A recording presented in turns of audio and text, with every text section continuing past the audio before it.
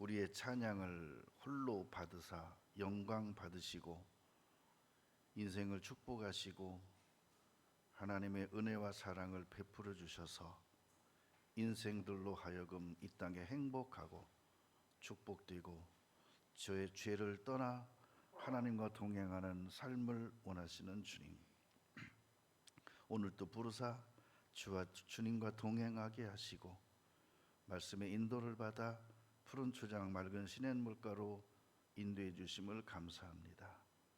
오늘 예배가 하나님을 영화롭게 하며 주의 말씀이 저들 마음을 부욕해 주옵소서. 예수님 이름으로 기도드립니다.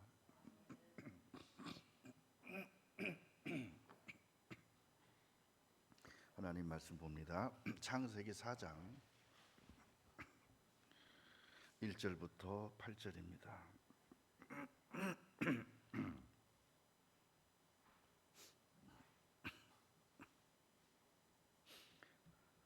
아담이 그 아내 하와와 동침하매 하와가 잉태하여 가인을 낳고 이르되 내가 여호와로 말미암아 등남하였다 하니라. 그가 또 가인의 아우 아벨을 낳았는데 아벨은 양치는 자이었고 가인은 농사하는 자이었더라. 세월이 지난 후에 가인은 땅의 소산으로 제물을 삼아 여호와께 드렸고 아벨은 자기도 양의 첫 새끼와 그 기름으로 드렸더니 여호와께서 아벨과 그 제물은 연락하셨으나 가인과 그 제물은 연락지 아니하신지라. 가인이 심히 분하여 안색이 변하니 여호와께서 가인에게 이르시되 네가 분하여 함은 어찌미며 안색이 변함은 어찌미뇨. 네가 선을 행하면 어찌 낫을 들지 못하겠느냐. 선을 행치 아니면 죄가 문에 엎드리느니라. 죄의 소원은 네게 있으나 너는 죄를 다스릴지니라. 가인이 그 아우 아벨에게 고하니라. 그들이 들에 있을 때에 가인이 그 아우 아벨을 쳐 죽이니라. 오늘 가인과 아벨의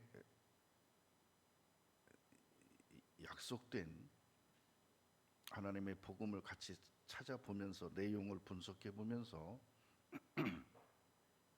한 가지 의문이 생겼습니다.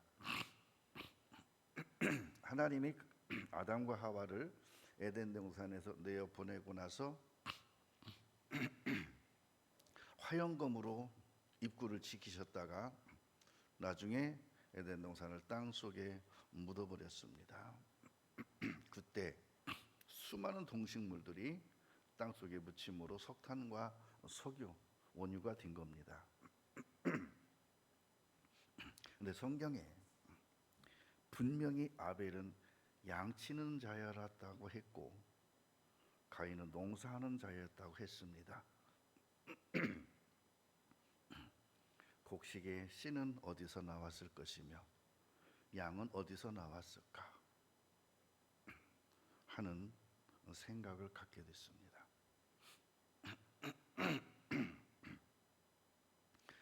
노아 방주에는 씨를 보존하기 위해서 좀 일반 짐승은 한 쌍씩, 경건한 짐승은 7쌍씩 방주에 드렸습니다. 근데 에덴 동산에서 이들이 내어 보냄을 받을 때에는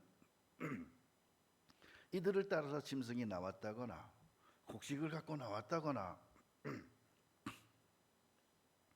양의 무리를 끌고 나왔다거나 그런 게 없어요. 이들만 내어 보냈다고 그랬어요.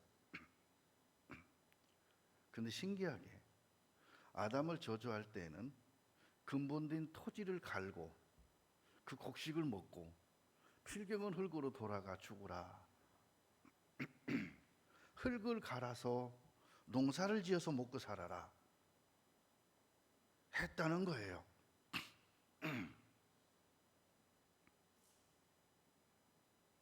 그렇다면은 하나님이 아담에게 밭을 갈고 흙을 갈아서 농사 짓고 살아라 했다면 곡식을 줬다는 거잖아요. 에덴 동산에서는 나무의 실과가 이들의 식물이었습니다. 그리고 짐승들에게는 풀과 채소를 식물로 줬습니다. 근데 아담이 에덴 동산에서 나온 후로는 이들의 양식이 나무의 실과가 아니라 짐승들이 먹는 채소와 풀이라고 되어 있습니다. 그래서 밭을 갈아서 채소를 먹어라, 곡식을 먹어라, 나무의 열매를 음식으로 삼았던 이들에게 땅의 곡식을 먹고 살도록 했다는 거예요. 그 결과 이마에 땀이 흐르고 고생하고 살게 됐다는 거예요. 근데 신기한 건 가인은 아버지가 하나님 앞에 받은 그 고통과 수고와 이마에 땀이 흐름과 그걸 가인은 그대로 아버지를 따라서 농사를 지었는데 땅을 개간해서 살았는데 아벨은 아버지의 삶을 따르지 아니하고 양을 치는 사람이었다는 거예요. 그죠? 자, 2절 봅니다. 그가 또 가인하고 아벨을 낳았는데 아벨은 양 치는 자였고 이렇게 나와요.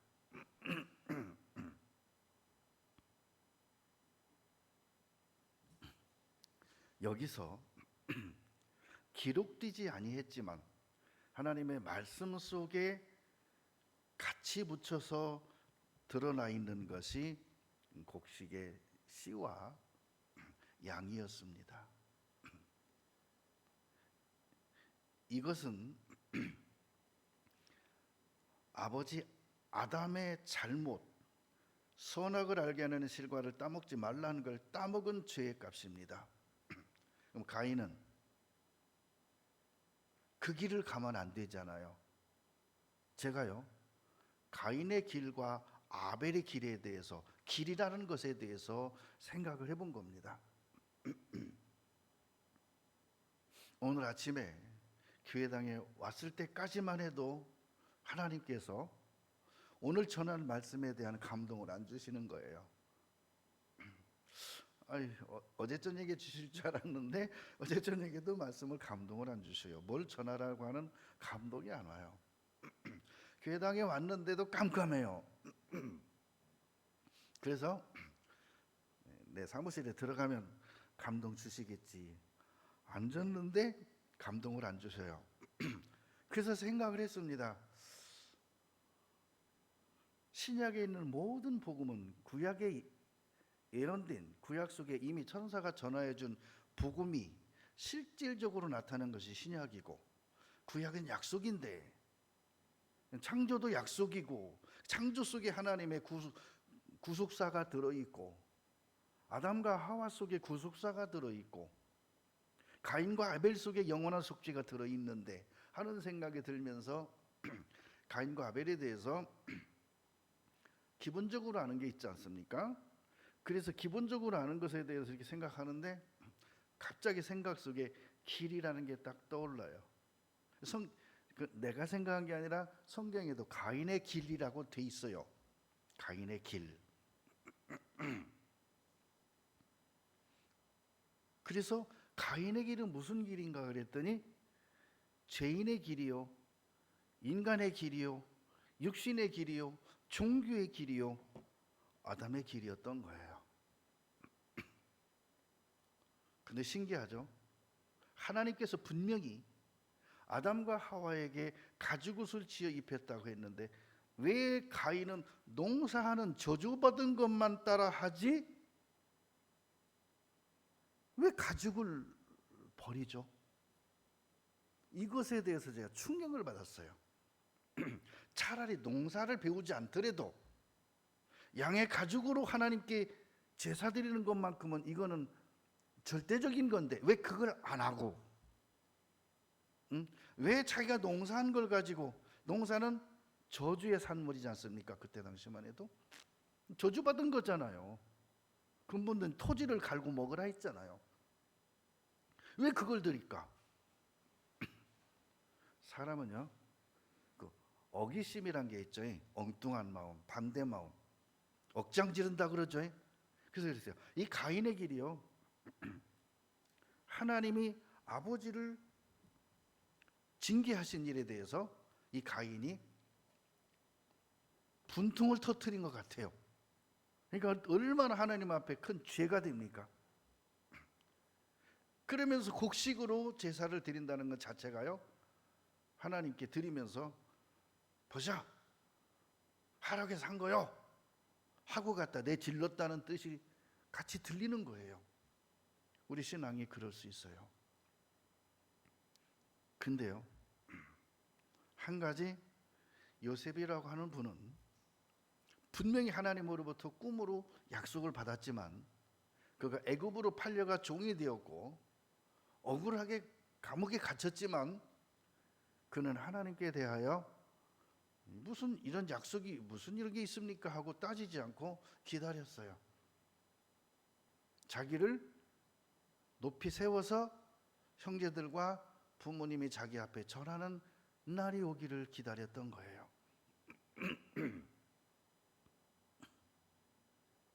그래서요, 제가 이름을 찾아봤습니다. 가인 이름의 뜻이 혹시 여러분 아세요? 가인이라는 이름의 뜻, 여러분의 이름의 뜻이 다 있죠, 한자로. 이 가인 이름의 뜻이요, 대장장이란 뜻이고 창이란 뜻이에요. 창.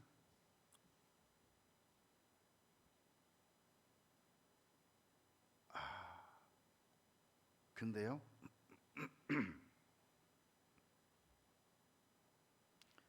두발가인이라고 있잖아요. 여기가 가인의 길을 이어봤더라고요. 참 시원하게. 그리고 그들이요, 뭘 만들죠? 철기. 근데 안타까운 건요, 아담이 가인한테 굶어 죽을지언정 너 그거 하지 마. 너 동생과 함께 양쳐. 그게 신앙의 부모죠.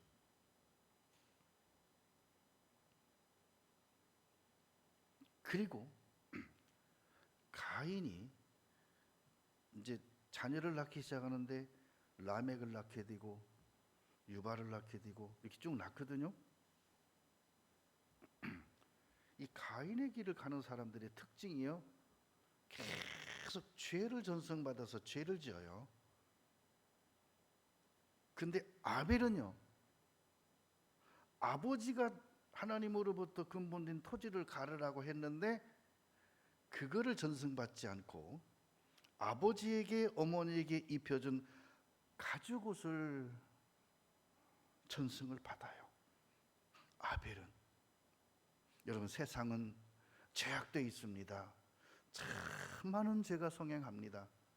그렇다고 우리가 그 죄를 같이 지을 수는 없잖아요. 그러면요, 세상이 타락하고 세상의 죄악이 관영하다 해서 선이 없습니까? 착지만 있습니다. 그럼 우리는 어디에 속해야 될까요? 악에 속해야 될까요? 죄에 속해야 될까요? 선에 속해야 될까요? 선에 속하는 거예요. 그럼 악에 속한다고 않고 선에 속한다고 하면서 악의 행실을 하는 것들이 종교라는 거예요. 나는 선이라고 하는 이름을 가지고 있으며 악이라고 하는 삶을 살고 있다면 그게 곧 가인의 길이다라는 뜻이었던 거예요. 그리고 하나님께 신앙생활하고 하나님을 영화롭게 하고 하나님께 드리고 헌신하고 봉사하고 감사한다고 하면서 자기 노력과 자기 것, 자기 고집, 자기 생각대로 하면은 그게 가인의 길이요, 그게 아벨의 길이 아니었던 거예요. 그리고 하나님 앞에 내가 인정을 덜 받는 것 같고 저 사람이 인정을 더 많이 받는 것 같기 때문에 속이 상하고 낯빛이 변한다면은 그게 가인의 마음이고 저주를 이어받는 것이고, 나에게 2달란트 주셨던 5달란트 주셨던 내 달란트 능력에 맞게 주셨음에 감사하고 더 능력 있는 분과 함께 교제하며 하나가 되어서 함께 동행하며 함께 장사해서 많은 것을 남겼다면 하나님께서도 많은 것으로 네게 맡기지 않겠느냐라고 말씀하셨다는 거예요. 자, 창세기 4장 6절 봅니다. 여호와께서 가인에게 이르시되 네가 분하여 함은 어찌미며 안식이 변함은 어찌미뇨. 그러면서 이렇게 말합니다. 네가 선을 행하면 어찌 나트를 들지 못하겠느냐? 뭐 했다고요? 지금 가인이 곡식으로 하나님께 드린 제사는요, 선이 아니라는 거예요. 선의 반대말은 뭐죠? 악이잖아요. 너는 악해. 너는 악한 사람이야. 그렇기 때문에 네가 악하니까 시기심이 생기고 동생을 죽이고 싶은 마음이 생겼어. 너 그대로 가면 동생 죽여. 너 살인자 돼. 절대 그렇게 하지 마 하고 말했다는 거예요. 그런데도 말입니다.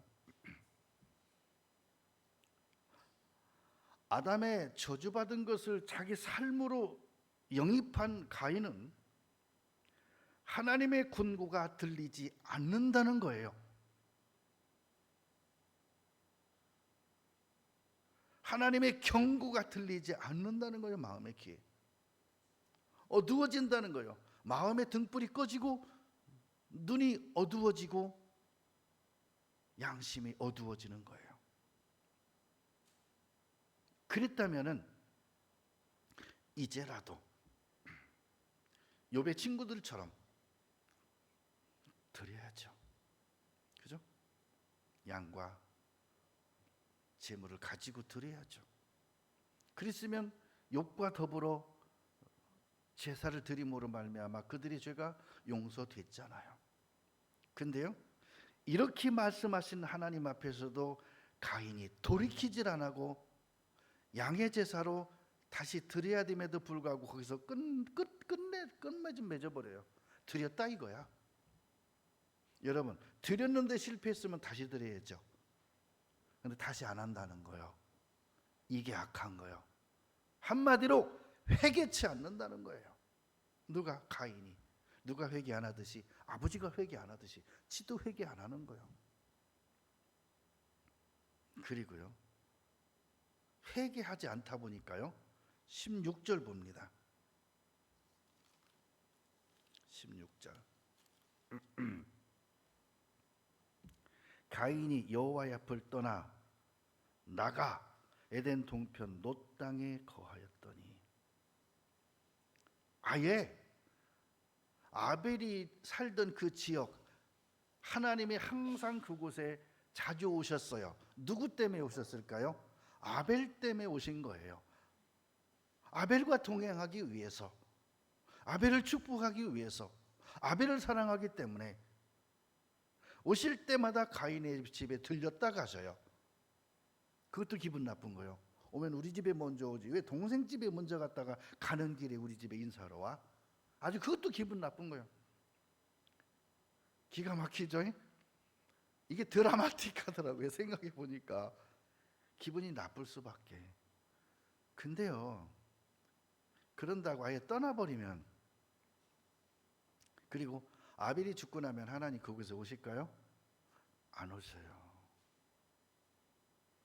아벨이 없기 때문에 가인에게 안 찾아와요. 근데 찾아오지도 않는데도 불구하고 아예 그 지역을 떠나서 어디로 갔다고요? 놋 땅으로 갔대요. 놋. 그리고 17절에 있습니다. 아내와 동침하니 그가 잉태하여 에녹을 낳은지라. 근데 아벨은 결혼한 적이 없는 것 같아요. 자녀가 안 나와요. 만약에 아벨의 자녀가 있었으면 그 자녀가 그 믿음의 후손으로 연결될 텐데 죽고 끝나버리니까 다시 셋이라는, 가인이 다시 자녀를 낳았는데 셋을 낳게 돼요. 셋을 통해서 하나님이 그 믿음의 길을 쭉 이어주셔요. 그래서 아벨의 길은 셋의 길을 통해서 연결되고, 가인은 누굴 낳았다고요? 에녹. 그리고 가인이 거기서 한 게 있어요. 성을 쌓고 그 아들의 이름으로 성을 이름하여 에녹성이라 하였더라. 신기하죠? 이 지구상의 첫 성 에녹성입니다. 이거 성경 퀴즈하면은 맞힐 수 있으셔야 돼요. 이 지구상의 첫 성이 무슨 성이라고요? 에녹성. 에녹이 지었다고요? 아니, 가인이 썼대요.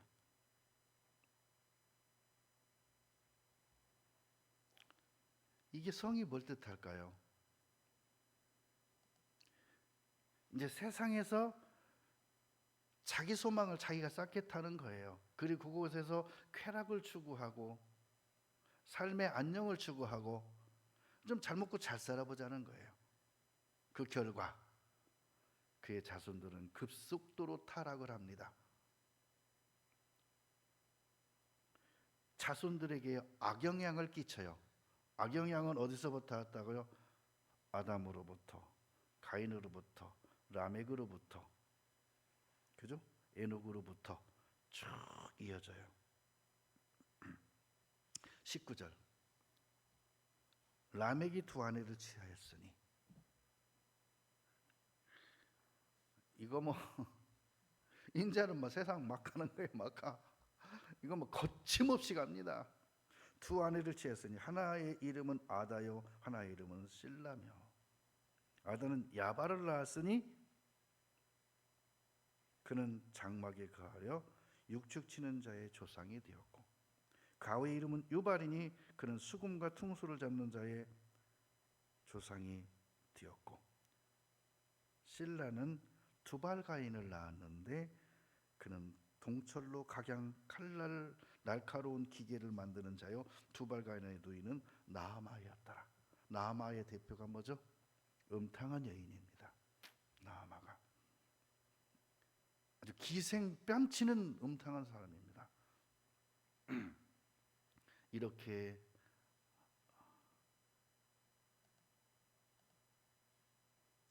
가인의 후손이 참으로 안타까운 모습으로 죄의 길로 치닫습니다. 가인의 길은요, 화의 길이에요. 저주의 길이에요. 화를 받았어도, 저주를 받았어도요, 내 대에 끊어야겠다 하고 자식들에게는 이 대물림 해주 말아야겠다 하고 가르쳐야 되는 거예요. 너희는 아빠같이 살면 안 돼. 너는 엄마같이 살면 안 돼. 내가 속아서 이렇게 먹어가지고 이렇게 됐지만, 그리고 회개할 기회를 줬는데 내가 너무 마음이 강팍해서 회개도 못하고 내 동산에서 쫓겨나서 이렇게 사는데, 너네들이 다시 살 길은, 하나님 우리에게 삶의 소망을 주신 것은 양의 피야. 하나님께 항상 양의 피를 가지고 나아가 하나님의 축복을 받아 가르쳤어야 되는데 안 가르쳐요. 여러분, 자녀들에게 신앙교육이 얼마나 중요한지 아십니까? 유다서 1장 보겠습니다.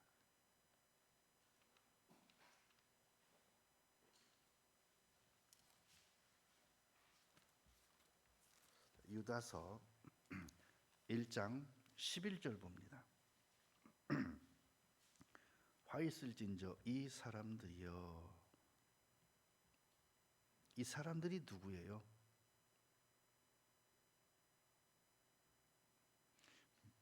꿈꾸는 사람들, 소돔과 고모라 성 같은 사람들, 이 사람들을 말하는 거예요. 가인의 길에 행하였으며. 그럼 가인의 길이라고만 말했는데요, 가인의 길이 어떤 길인가 하고 봤더니 7절 봅니다. 소돔과 고모라와 그 이웃 도시들도 저희와 같은 모양으로 간음을 하며 다른 색을 따라 가다가 영원한 불의 형벌을 받음으로 거울이 되었느니라. 자, 그러면 이 사람들이 누구라고요? 소돔과 고모라와 그 이웃 도시들. 8절. 그런데 꿈꾸는 이 사람들도 그와 같이 육체를 더럽히며. 꿈꾸는 자는 누구죠? 그 사주팔자 이런 거 막 하고 하는 그런 사람들을 꿈꾸는 자라 그래요. 그 점치는 점쟁이들.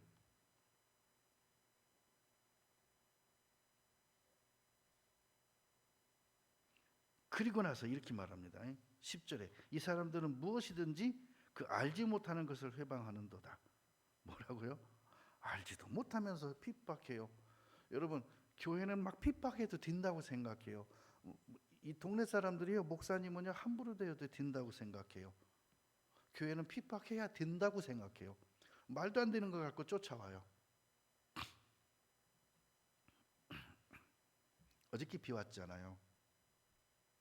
하수구가 막혀서 안 내려간다고, 우리 집 밑에서 막아서 안 내려간다고 쫓아왔어요. 갔더니 그 주변에 많은 풀, 볏짚 이런 것들이 있기 때문에 이것이 들어가서 막힌 거예요. 그래서 입구에 망으로 이렇게 해놓지 않으면 항상 이게 비만 오면 흘러 들어가서 나중엔 진짜 막힙니다. 저 이렇게 큰 걸 막 했기 때문에 밑엔 막히지 않습니다. 근데 하도 그러시길래 내가 밑에 그 관부등은 내가 다 파낼 겁니다. 이거 파내도 똑같습니다. 앞에 그거 입구에 그걸 설치하셔야죠.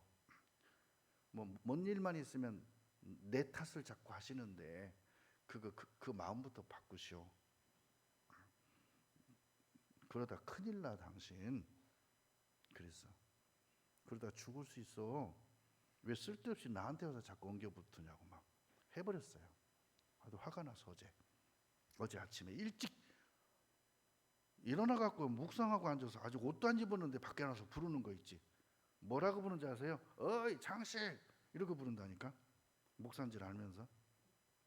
장씨는 맞지. 그래놓고 와버렸어요. 그러고 이제 긴 막대기 놓고 관 좀 이렇게 하라고 그러고 왔어요.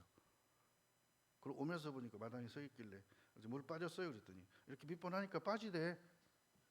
그럼 저 밑에서 막힌 거 아니네. 네, 그래 버리죠. 여러분, 그게요 가인의 후손들이라 그래요. 종자들이 씨가 여기서 이렇게 말하면 안 되는데. 그러면서 이렇게 말해요. 이 사람들이요 가인의 길에 행하였으며 싹스를 위하여 발람의 어그러진 길로 몰려갔으며, 몰려갔다는 게 뭐죠? 때를 지어서 가서 아우성쳤다는 거예요. 고라의 폐역을 쫓아 멸망을 받았도다. 결국은 이들은요 노아방주 때 다 죽어요. 폐역했대요. 요한 1서 3장 봅니다. 요한 1서 3장 12절에 가인같이 하지 말라. 저는 악한 자에게 속하여. 여러분, 가인에게요 악한 자에게 속할 근본이 어디죠? 아담이잖아요. 그럼 아담에게는 선악과 따먹은 죄의 저도 있지만 하나님이 용서해 줄 것에 대한 약속으로 양의 가죽을 지어 입히신 것도 있잖아요. 근데 왜 가인은 그 저주만 받아들이냐고, 그쪽에 속하냐고. 왜? 그 아우를 죽였으니 세상에 아우 죽이면 제사가 패해져요. 양떼가 다 없어집니까? 어찐 연고로 죽였느냐? 자기 행위는 뭐하고?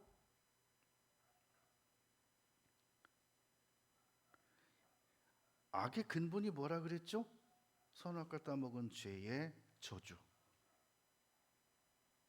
가인이 그걸 왜 농사를 짓냐고요. 그 아우의 행위는 의롭대요. 뭐 했기 때문에? 아버지 어머니에게 하나님이 지어 입혀준 가죽옷, 양이 대신 죽은 것에 대한 감사, 늘 그걸 기념하며 마음에 감사하며 살았던 거죠. 그러니까 이때는요 하나님의 이름을 부르지도 않았대요. 하나님을 찾지도 않았대요. 오직 가인과 아벨 두 사람뿐이에요. 이들이 결혼했다면은요 그 많은 사람들이 어디서 왔을까요? 시대가 많이 흘렀고 가인이 많은 자녀를 낳았는데 희한하게 가인과 아벨과 셋만 기록한 거예요. 이들이 결혼할 수 있었던 것은. 그죠? 여기서 누굴 본받겠습니까? 저 3대 4대 저 밑에, 예를 들어서 내가 200살 300살이에요. 근데 10살 20살짜리 본받을까요? 아니죠. 아담을 본받는 거죠. 여기서 그렇게 말한다. 너희는 뭐라고 말했다고요? 그걸 본받지 말래요. 자, 3장 12절에도 그랬습니다. 가인같이 하지 말라. 저는 악한 자에게 속하여 그 아우를 죽였으니 어쩐 연고로 죽였느냐. 자기 행위는 악하고 그 아우의 행위는 의로움이라. 그래서 이렇게 말합니다. 13절에 형제들아, 세상이 너희를 미워하거든 이상히 여기지 말라. 여기서요, 세상 사람들이 교회를 핍박하고 하나님을 진정으로 믿고자 하는 사람들을 오히려 교회가 교회를 핍박하는 것도 봤어요. 그러면 어떻게 하라고요? 이상히 여기지 말래요. 겉으로는 그들은 하나님을 믿는 사람들 같고, 겉으로는 교회 다니는 사람들 같고, 겉으로는 기독교인인 것 같지만 그들은 사단의 회라는 거예요. 그들이 핍박하거든 이상히 여기지 말래요. 그들은 어디에 속했어요? 가인의 길에 속하여 라고 말했어요.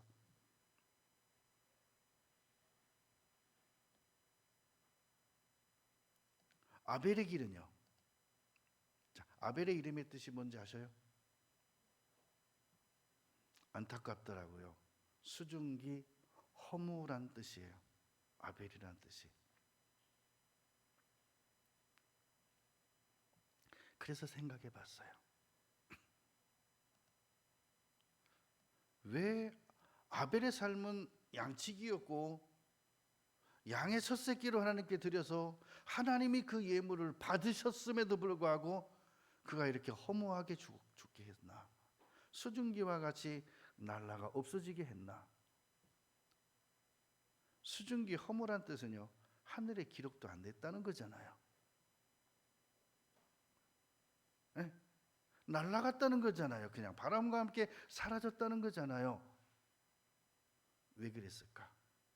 안타까운 것은 그래서 하나님이 아벨의 후손을 통해서 연결하지 않으시고 셋이라고 하는 새로운 생명을 탄생시켜 그의 후손을 통해서 복음을 이어갔던 거예요. 그러면 아벨의 길이 의로움에도 불구하고 왜 기록되지 못하고 수증기와 같이 됐을까?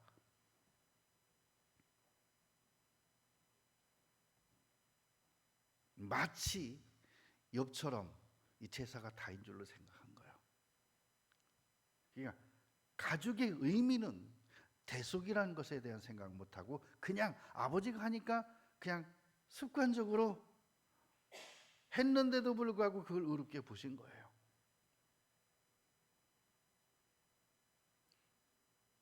근데 이게 있어요. 놀라지 마세요. 요한일서 3장 12절 봅니다. 3장 12절에 그 아우의 행위는 의로움이니라. 제가요, 이걸 보고 깜짝 놀랐습니다. 자기 의였다는 거예요. 나는 가인이 자기 의를 드렸다고 생각했는데 그건 자기 의가 아니라 악한 거였어요. 자기 의도 아니요, 가인 것은. 근데 아벨은 자기 의였어. 뭐라 그랬죠? 아우의 행위 그랬어요. 행위. 뭐라고요? 행위. 믿음이라 그랬습니까? 히브리서 11장 4절에 이렇게 씁니다. 믿음으로 아벨은 가인보다 더 나은 제사를 드렸대요. 이 말 뜻 아셔요? 가인보다 더 나은 제사를 드렸다는 거지 이게 하나님께 기억될 만한 제사는 아니었다는 거예요. 정확히 보니까 그렇게 보여요. 우리는 너무너무 잘못 배웠어요.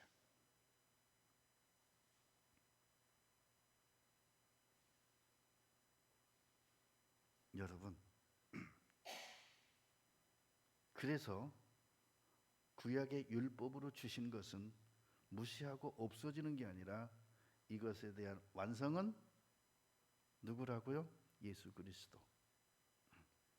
근데 아담은 아내 하와에게요 산자의 어미라고 호칭해 주었고 그 이름의 뜻을 말해 주었고, 근데 가인과 아벨에게는 산자의 어미란 걸 안 가르쳐 준 것 같아.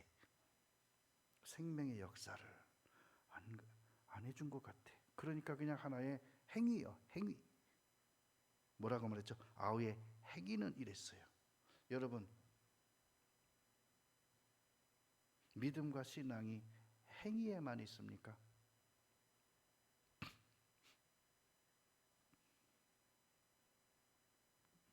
마태복음 23장 봅니다.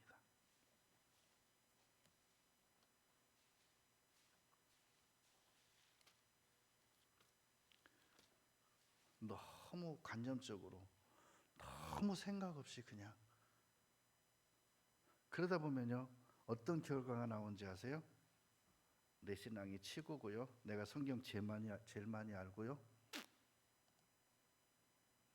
내가 제일 하나님 뜻대로 살고요. 그럼 그걸 하나님 뭐라 그럴까요? 이 교만한 거사 그래요. 근데 알면 알수록 하나님 앞에 저는 정말 너무 많은 걸 모릅니다. 처음 듣습니다.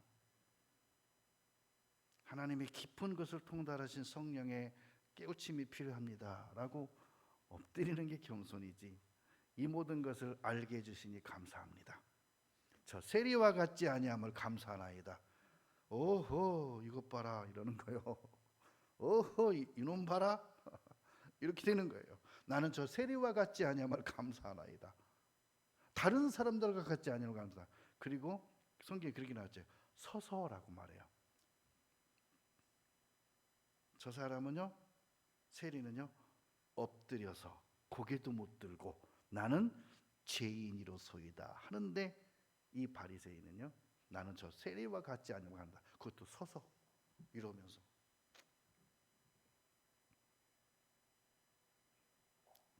마태복음 23장 35절 봅니다.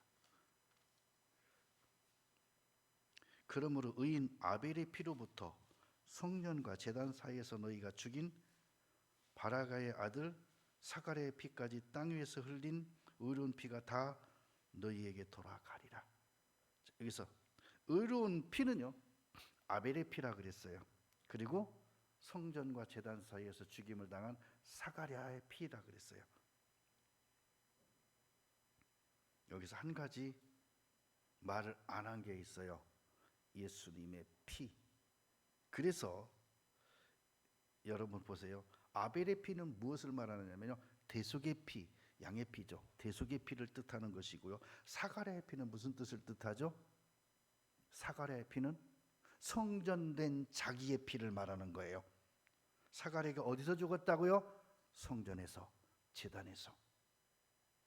그러면 두 가지죠. 이 두 가지가 뭘 말하는 거예요? 아벨의 피는요 대속의 피, 어린 양의 피고요. 사가랴의 피는요 성전된 자기. 예수님이 성전이시잖아요. 자기 피를 말하는 거예요. 그래서 이들의 피가 의로운 것은, 이들도 죄인이잖아요. 사람이잖아요. 이들의 피가 의롭다는 것은 이들 피 자체가 의롭다는 게 아니라 상징적인 거예요. 거울인 거예요. 아벨의 피와 사가랴의 피는 누구의 피를 비해야 대한 약속이요 거울이냐면 예수 그리스도의 보혈인 거예요. 오늘 아침에 생각을 하는데 막 감사가 되는 거예요. 그죠? 배울 수도 없는 것이고 배워서 가르칠 수도 있는 것들도 아니에요, 말씀이. 근데 감사한 것은 그래도 내가 하나님이 세워주신 목사라고 말씀을 이렇게 조금씩 가르쳐 주시는 것이 감사가 됐어요. 내가 목사가 아니었더라면 하나님 이런 거 가르쳐 주실까 하는 생각도 들었어요, 오늘 아침에. 그래서 그랬어요. 목사 된 게 감사하다. 그죠? 감사하다라는 생각이 들었어요.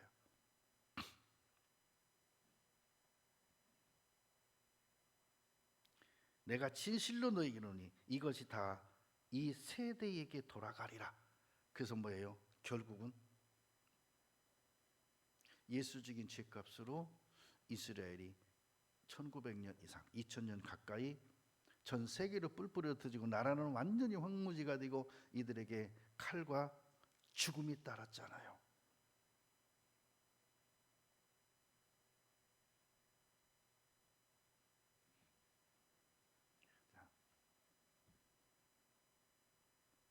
누가복음 11장 봅니다.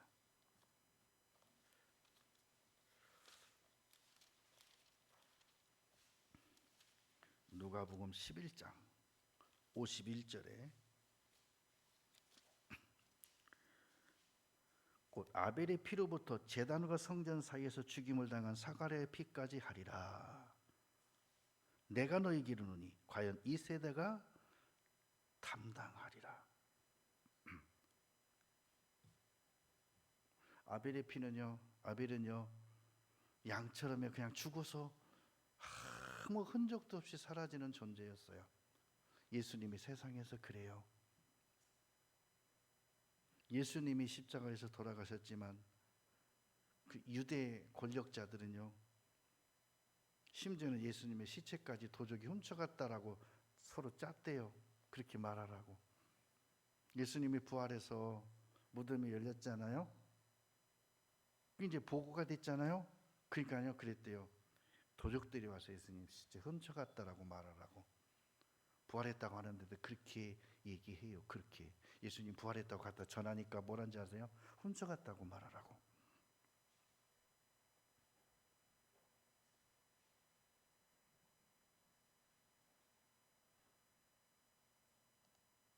가인과 아벨을 같이 이렇게 쭉 거울 삼아서 생각해 봤어요. 가인은 누구를 뜻할까? 가인은 유대인을 뜻해요. 예수님을 죽였잖아요. 아벨을 죽였잖아요. 아벨은요, 죽임을 당한 예수님을 뜻해요. 그리고 셋은요, 그리스도인 성령을 뜻해요. 셋은. 그리고요, 그의 후손으로 에노스가 오잖아요. 에노스는요, 하나님을 부르는 자의 거울이에요. 놀라지 마세요. 에노스 때 처음으로 하나님의 이름을 불렀더라 이렇게 나와요. 그 전까지는 하나님의 이름을 안 불렀대요. 안 찾았대요. 아벨이 의롭다고 하지만 아벨도 하나님을 부른 적이 없어요. 하나님을 부르는 사람, 간절히 사모하는 사람, 그죠? 찾고 찾으면 만나리라. 그냥 묵묵히 양의 피만 갖고 살았지 하나님을 찾지를 않았다는 거예요. 창세기 4장 보겠습니다. 우리도요, 하나님을 부지런히 찾으셔야 돼요, 여러분. 아셨어요? 하나님을 부지런히 부르셔야 돼요. 26절에 셋도 아들을 낳고 그 이름을 에노스라 하였으며 그때 사람들이 비로소 여호와의 이름을 불렀더라. 셋의 아들 에노스가 처음으로 불렀다니까. 셋도 그때까지도 하나님을 안 불렀다는 거야. 자, 여러분, 이렇게 역대기에도 그러고 마태복음에도 그러고 족보가 나오죠. 족보가 누구부터 시작돼요? 응? 아담부터? 누구부터 시작돼요? 빨리 대답해봐요. 응? 족보가 누구부터 시작돼요? 빨리 대답해요. 아담부터? 그럼 어디부터? 응? 아브라함부터? 족보가 어디서부터? 몰라요? 놀라지 마세요. 족보가 하나님부터 시작됩니다. 어디서부터 시작된다고요? 하나님부터. 자, 누가복음 3장 한번 보겠습니다.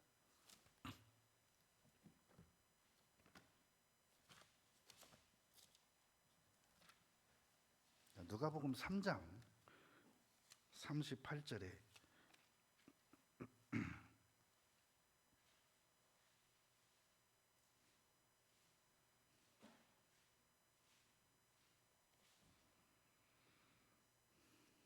참 신기해요. 예수님부터 해서요.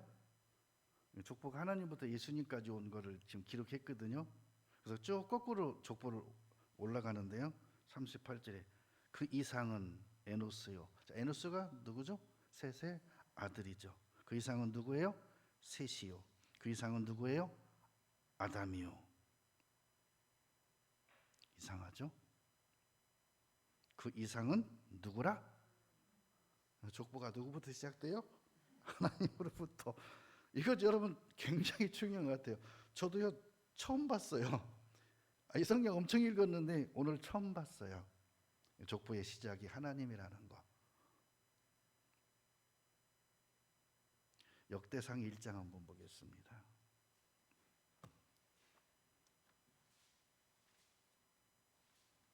역대상 1장 1절에 아담, 셋, 에노스, 게난 이렇게 나오죠. 참 이상해요. 가인은 족보에 없어요. 왜 그럴까요? 악하기 때문에. 그래서 가인은 아담의 저주를 자기가 선택해서 갔고요. 그 하나님을 떠났다고 되어 있죠. 셋은 아담의 복음을 받아들여서 에노스를 통해서 하나님을 부르게 된 거예요. 가죽옷, 게난, 마할렐, 야렛, 에녹, 무드셀라, 라멕, 노아, 셈, 함, 야벳 이렇게 나와요. 그죠? 근데 이 역대상은요 그냥 순수 이스라엘의 역사를 기록하다 보니까 그랬죠. 근데 아까 말씀드렸던 누가복음 3장에는 복음서잖아요. 복음이잖아요. 그래서 복음은 창조는 누가 창조하셨어요? 하나님이. 그래서 족보에는 하나님으로부터 시작돼요. 여러분 조상이 누구세요? 아담이세요? 틀렸어요. 하나님이세요. 여러분의 조상은 하나님이세요. 근본 영이셔요. 하나님이 영이셔요. 우리 속에 그의 형상을 닮은 영이 있어요. 아담, 아브라함 맞아요. 선조는 맞는데 조상은 아니에요. 선조는 맞아요. 그러나 나의 최초의 조상은 하나님이세요. 그래서 제가 이거 보면서요 길을 보다 보니까 족보도 인생의 길이죠. 혈통의 길이지 않습니까? 그 길을 봤더니 내 길의 최초는 하나님이셨어요. 얼마나 감사해요. 자, 누가복음 18장 보겠습니다.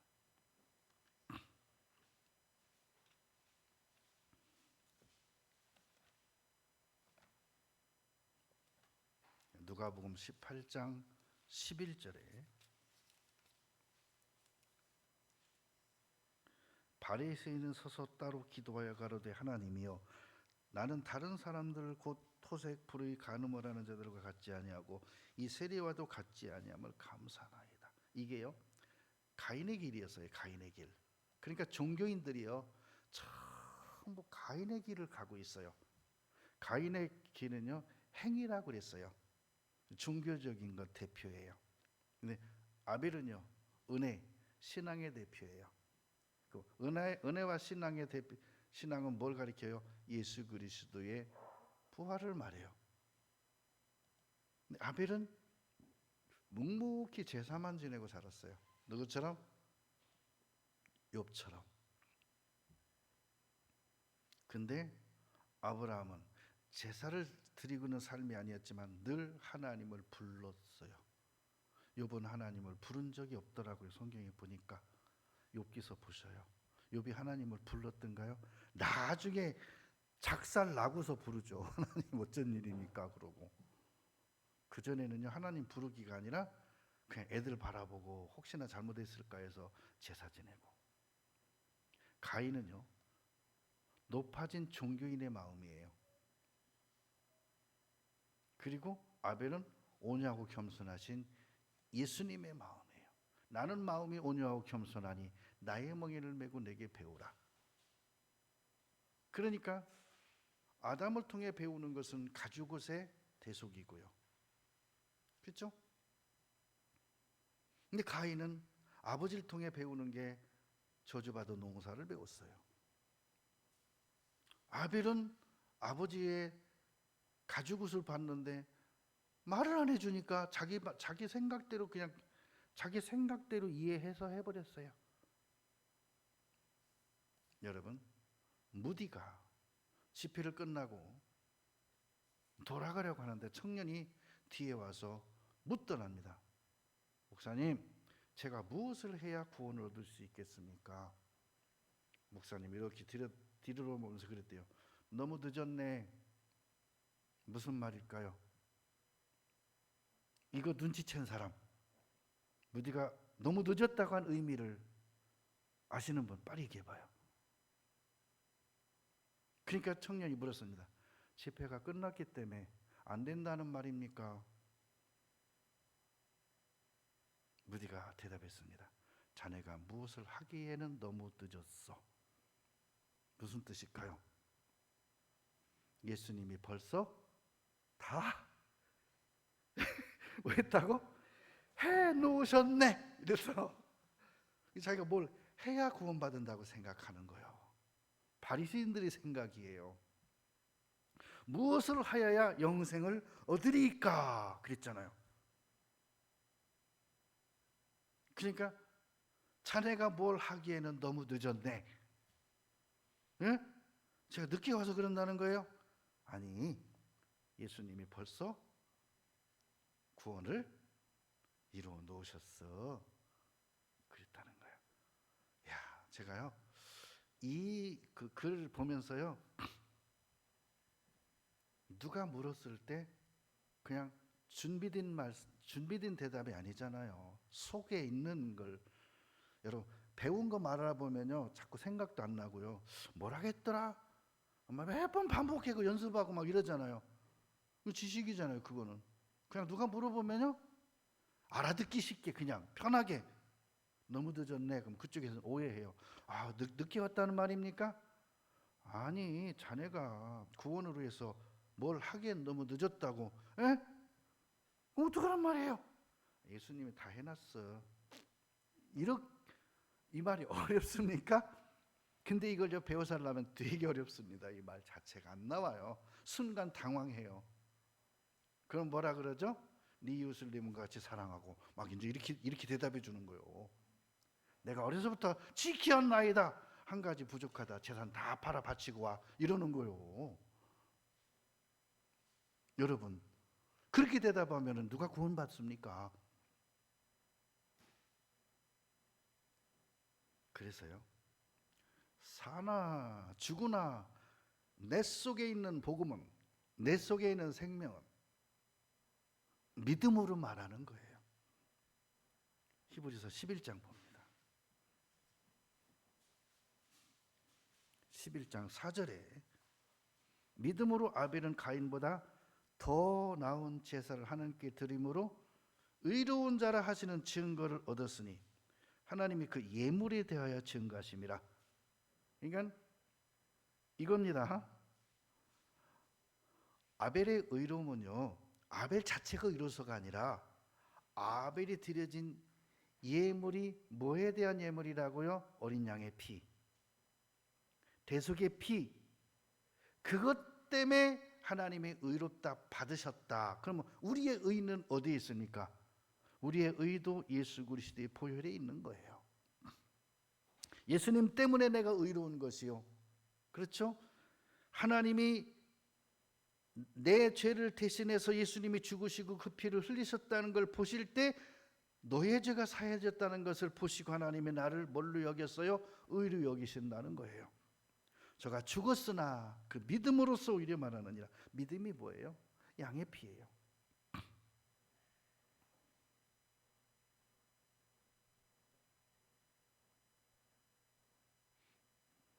히브리서 9장 한번 봅니다.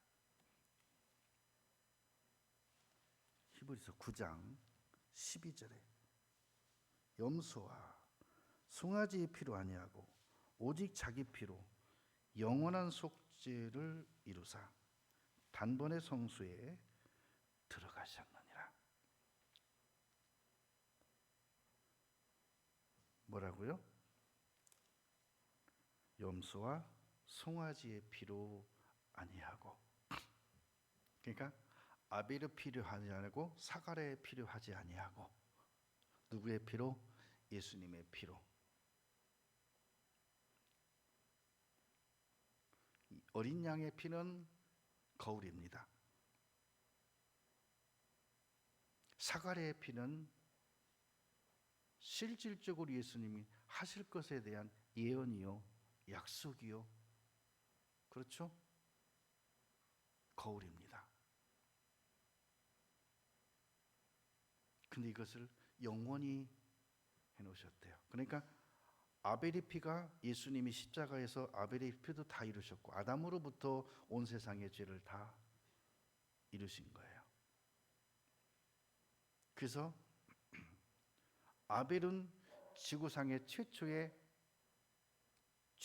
이 땅에 흘려진 피요, 사갈의 피는 성전에 뿌려진 피였던 거예요. 어디에 뿌려졌다고요? 성수에 뿌려졌어요. 그러니까 예수님의 피는 실질적으로 어디에 흘렸어요? 겟세마네 동산. 그거 뭐죠? 그 언덕, 해골의 곳, 골고다. 근데 실질적으로 그 피는 어디에 뿌려졌어요? 법궤 위에 실제 사실적으로 뿌려졌더라니까요. 예수님이 십자가에서 지신 그 언덕 밑에 굴 속에다가 법궤를 갖다가 누가 숨겨놨는데, 예수님이 운명하실 때 바위들이 터지고 갈라졌대요. 그 사이로 스며들어가서 예수님의 피가 실질적으로 사실적으로 법궤 위에 예수님의 피가 떨어진 거예요. 구약의 속죄 제사는 양의 피를 법궤 양 다리에 그리고 위에 바르죠. 그 바닥에 쏟잖아요. 실질적으로 성취된 거예요. 그래서 율법의 요구를 예수님의 피가 사실적으로 이루신 거예요. 율법의 요구는 지성소에 있는 법궤 위에 양의 피가 뿌려지듯이 예수님의 피가 뿌려져야 되는데, 우연히 된 것 같지만 하나님의 철저한 계획 속에, 하나님의 철저한 약속이 이루어지기 위해서, 여러분, 그 십자가 밑에 바위가 깨지고 터지면서요, 피가 그리로 스며들어가서 법궤 위에 실질적으로 뿌려졌다는 거예요. 이게 발굴됐잖아요. 발견됐잖아요, 이것이. 자, 12장 24절 봅니다. 히브리서 12장 24절에 새 언약의 중보이신 예수와 및 아벨의 피보다 더 낫게 말하는, 어떻게 했다고요? 예수님의 피를 뿌렸대요. 저는 이 뿌렸다는 말에 대해서요, 그렇게 닿지 않았었는데요, 예수님의 피를 실제 법궤 위에 뿌렸더라니까요. 누가요? 하나님 아버지께서 실제 뿌리셨더라고요, 아들의 피를. 그러면서 이렇게 말해요. 너희는 삼가 이르신 말씀, 말하신 자를 거역하지 말라. 복음을 거부하지 말라. 근데 지금은 교회 시대지 않습니까? 교회 시대. 그래서 구약 시대의 교회는 양심이었습니다. 양심 시대에는. 그리고 율법 시대에는 성수였습니다. 지성수. 그리고 우리 시대는 교회인데 교회는 성도들의 양심과 마음입니다. 그렇죠? 히브리서 10장 22절.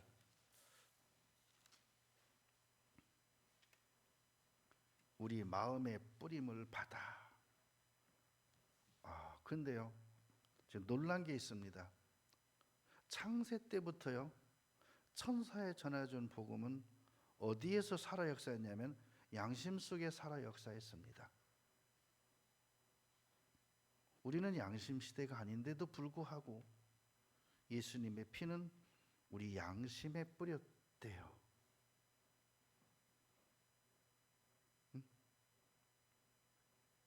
양심 시대가 아니고 교회 시대잖아요.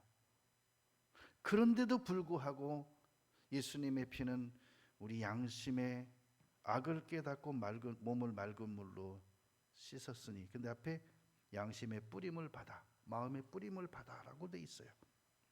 그래서 예수님의 피가 뿌려진 마음, 예수님의 피가 가득한 양심 속에는 그 마음을 하나님은 온전한 마음이다, 정직한 마음이다, 깨끗한 마음이다 라고 하시고, 그 마음을 하나님은 받으시며 그 마음으로, 그 믿음으로 하나님께 간다 라고 되어 있어요.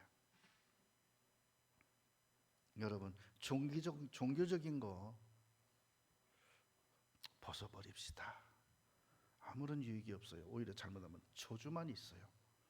고생만 있어요.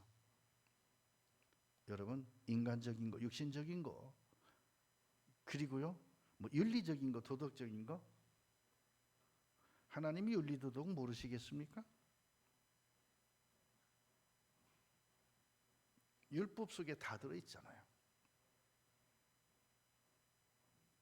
근데 하나님께요, 지금은요, 무엇을 드리든지 간에요, 드려진 그걸 보는 게 아니라 마음을 보십니다. 그래서 두렙돈만 드려도 하나님은 뭐라고요? 마음을 보시고 다 드렸대요. 근데 무슨 마음 보는지 아십니까? 드리고서 미안한 마음, 드리고서 부끄러운 마음, 이게 최고 하나님께 큰 헌신이 됩니다. 11조 해놓고도 더 많이 드리고 싶은 마음, 정말로 적어서 두렙돈 드린 과부가 두렙돈 드렸잖아요. 얼굴도 못 들었어요, 드리고 나서. 근데요, 부자들은 많이 드렸어요. 나는 저 과부와 같지 않아이다 그랬을 수도 있었을 거예요. 하나님은 뭐라 그랬죠?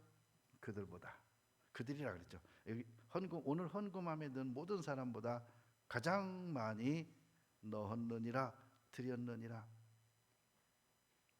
어떤 의가 가장 큰 의냐? 예수님의 은혜에 감사하는 것, 예수님의 고난에 감사하는 것, 예수님의 부활에 감사하는 것. 드려놓고도 적게 드려서 죄송한 것, 그죠?